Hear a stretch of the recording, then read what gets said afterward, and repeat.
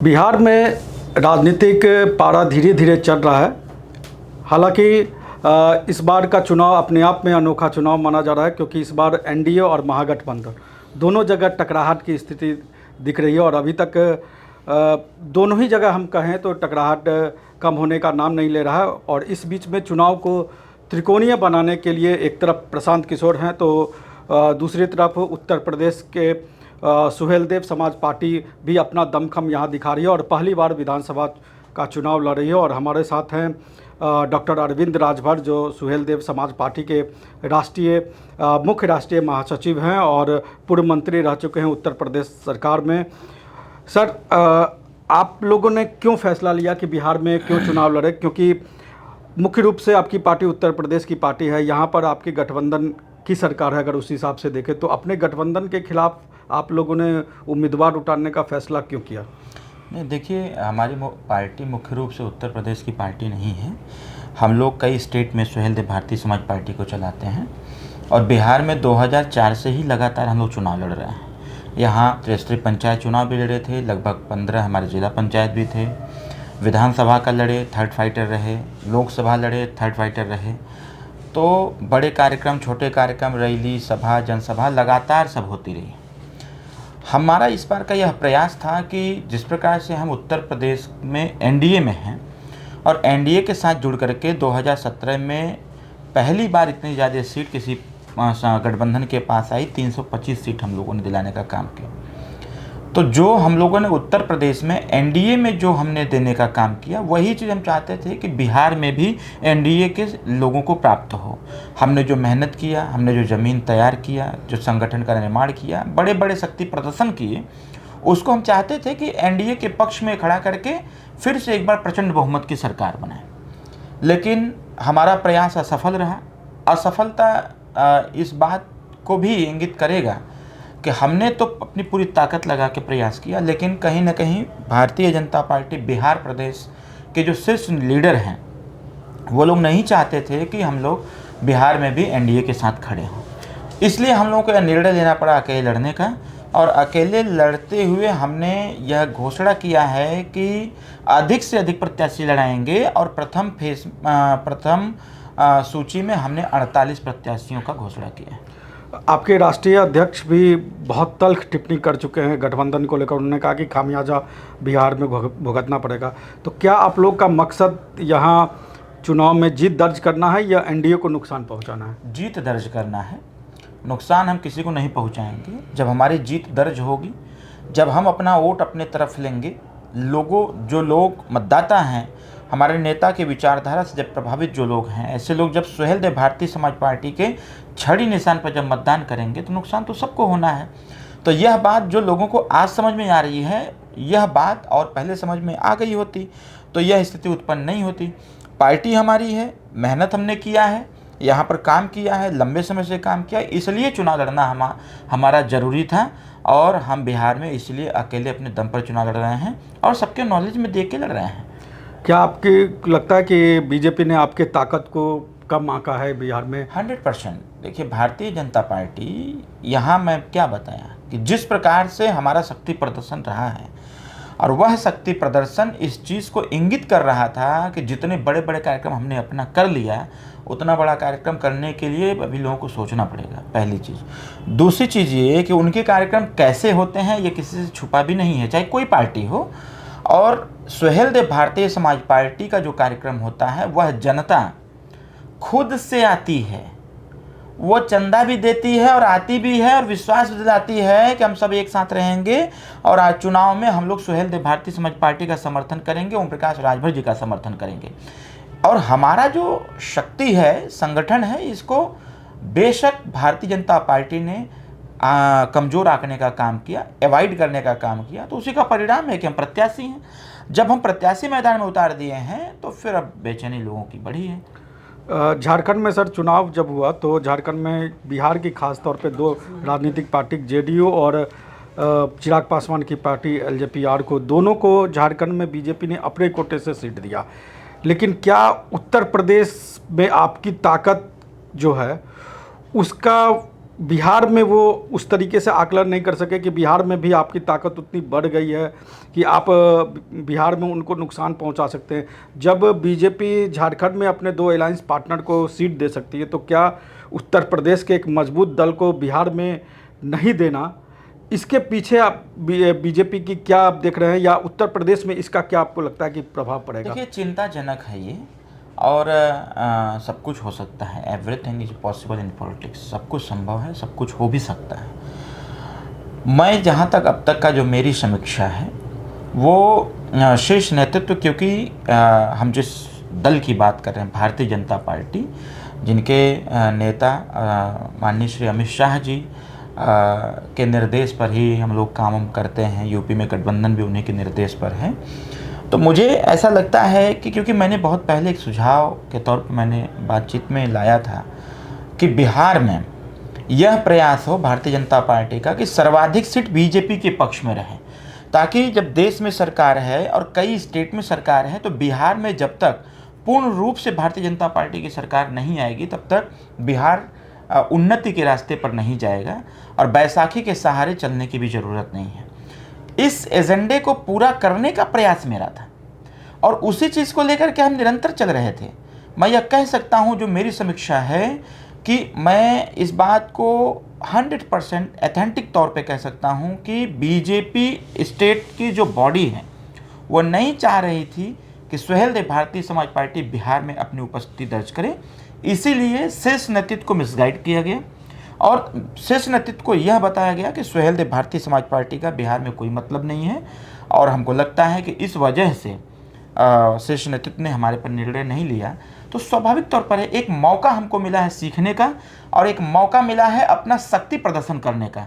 जब हमारे वजह से भारतीय जनता पार्टी या लोक जनशक्ति पार्टी या कई लोग जो भी एनडीए गठबंधन में हैं, जब वो लोग हारेंगे मेरी वजह से, तब उनको इस चीज़ का एहसास होगा कि जिन लोगों ने सुहेलदेव भारतीय समाज पार्टी के शक्ति को अवॉइड करने का काम किया, उसका दुष्परिणाम यह निकला कि कई सीटें हम हार गए।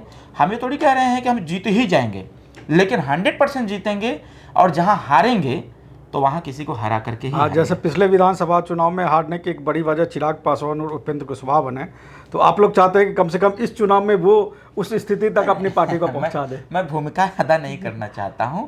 मेरा प्रयास ये है कि मैं, हमारे कैंडिडेट, हमारे लोग, जिन लोगों को बिहार की राजनीति में काउंट नहीं किया जाता है, जिन लोगों को कोई नहीं जानता, ऐसे लोगों को सुहेलदेव भारतीय समाज पार्टी इकट्ठा कर रखी है।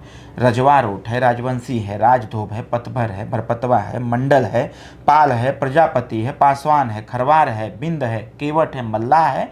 ऐसे लोगों के वोट की गणना और गिनती नहीं होती है, और ऐसे ही लोगों पर सुहेलदेव भारतीय समाज पार्टी ने अपना पूरा ताकत लगाया हुआ है।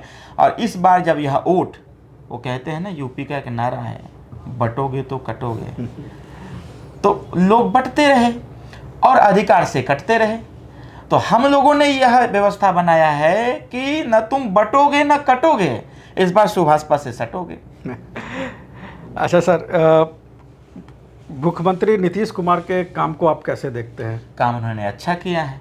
हम भी बिहार में 2004 से आते हैं, और यहाँ तो हम सुनते थे कि 5 बजे के बाद बिहार में प्रवेश वर्जित है। बिहार में 5 बजे अंधेरा हो गया तो फिर आप सड़क पर चल नहीं सकते थे। लेकिन नीतीश कुमार जी, हम नीतीश कुमार जी को क्या कहेंगे, भारतीय जनता पार्टी की जो शीर्ष नेतृत्व की बिहार के डेवलपमेंट, बिहार के चौमुखी विकास और बिहार की प्रगति, उन्नति और तरक्की के लिए जो एनडीए शीर्ष नेतृत्व ने प्लान बना रखा है, उस पर यहाँ कार्य हुआ, और उसके कार्य का परिणाम यह है कि बिहार बदलाव की तरफ है। आपको शिकवा शिकायत जो है वो बीजेपी से है, नीतीश कुमार से नहीं है? नहीं, मुझे शिकवा शिकायत भी किसी से नहीं है। मैंने क्या कहा, मैं यूपी में बीजेपी एनडीए गठबंधन का एक मजबूत हिस्सा हूँ, और मैं यहाँ प्रयास कर रहा था। अरे भाई, मैं कहाँ आपसे 100 सीट मांग रहा था? हम तो कह रहे थे हमको भैया 3 सीट दे दो, 3 ही दे दो। 3 कौन सी वैसी सीट थी जो आप चाह रहे थे? एक हमने अरवल मांगा था, एक हिसुआ की सीट थी, और एक सीट अपने बक्सर में मांग रहा था मैं, कि हमको राजपुर या कोई एक सीट दे दीजिए, हम लड़ लेंगे चुनाव। वहाँ नहीं दे पाते हैं तो दरौली सीट दे दीजिए, वहाँ लड़ लेंगे चुनाव। हमने कहा था कि मैं प्रथम दृष्टया आपका सहयोग करना चाहता हूँ। हमारी दिली इच्छा थी कि इस बार मजबूत स्थिति में हमारी एनडीए गठबंधन आवे, और जो लोग, क्योंकि देखिए यूपी और बिहार देश की सरकार स्थापित करती है, और यूपी और बिहार की पॉलिटिकल एटमॉस्फेयर को पूरे देश में कई स्टेट में, पूरे देश के कई स्टेट में यहाँ के एटमॉस्फेयर को भांप करके, उसका आकलन करके ही लोग कैंपेन करते हैं। तो यूपी और बिहार देश की राजनीति का ध्रुवीकरण का वो केंद्र बिंदु है जहाँ से देश की राजनीति तय होती है। तो कहीं ना कहीं हम अपने आप को स्थापित करने का निरंतर प्रयास कर रहे हैं बिहार में, और नहीं भारतीय जनता पार्टी एनडीए के साथ, कोई बात नहीं, हम अकेले चुनाव लड़ें। भाई जब मेरी पार्टी है, मेरा सिंबल पीला, हमारा झंडा पीला है, सिंबल छड़ी है, नेता ओम प्रकाश राजभर पहचान के मोहताज नहीं, हम सदैव गरीबों के पक्ष में, युवाओं के पक्ष में, महिलाओं के पक्ष में, वंचितों, शोषितों,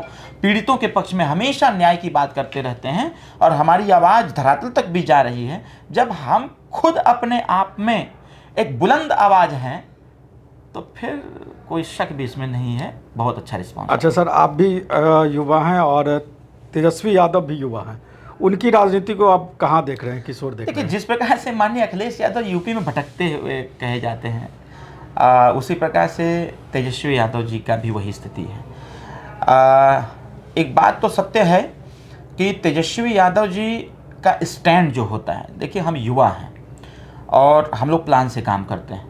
तेजस्वी यादव के कुछ ऐसे मुद्दे पर जो स्टैंड होता है, वो स्टैंड इस चीज़ को प्रदर्शित करता है कि मैच्योरिटी है उनके अंदर। लेकिन अगर हम यूपी की बात करें तो माननीय अखिलेश यादव में भी मैच्योरिटी की कमी है।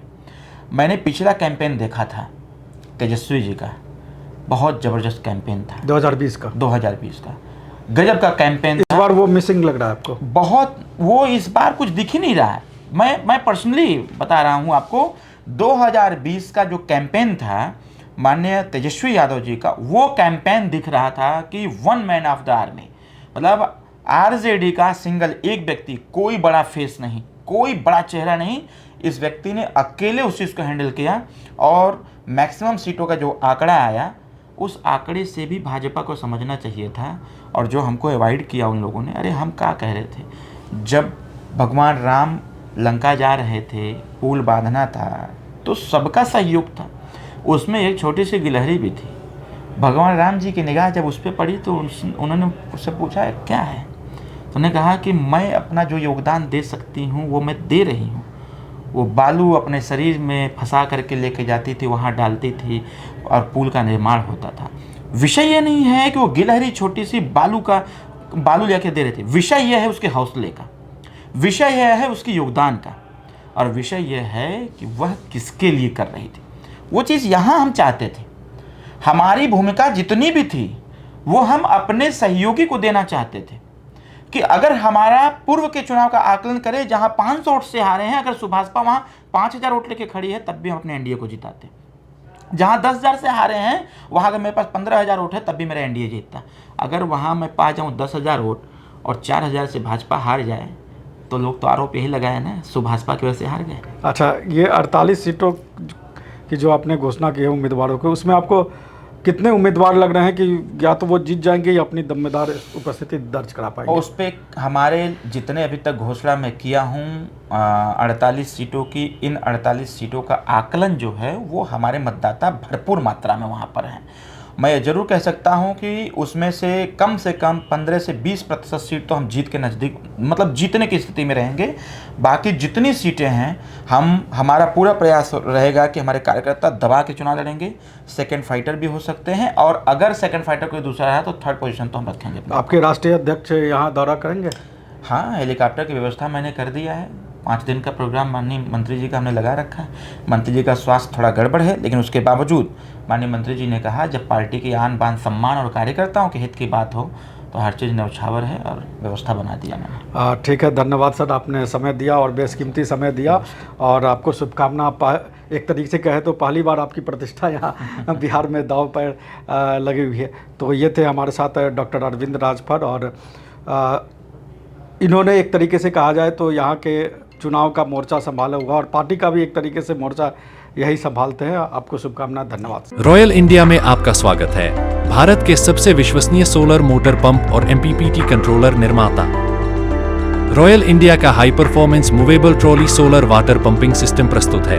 बेहतर दक्षता के लिए डिजाइन किया गया और आसानी से ले जाने योग्य। सरकारी परियोजनाओं के लिए अनुमोदित देश भर के कॉन्ट्रैक्टर्स और एजेंसियों की पहली पसंद। MNRE द्वारा अनुमोदित, उल प्रमाणित, उद्योग मानकों के अनुरूप स्वदेशी उत्पाद। सार्थक ऊर्जा समाधान के लिए हमारे साथ साझेदारी करें। आज ही संपर्क करें।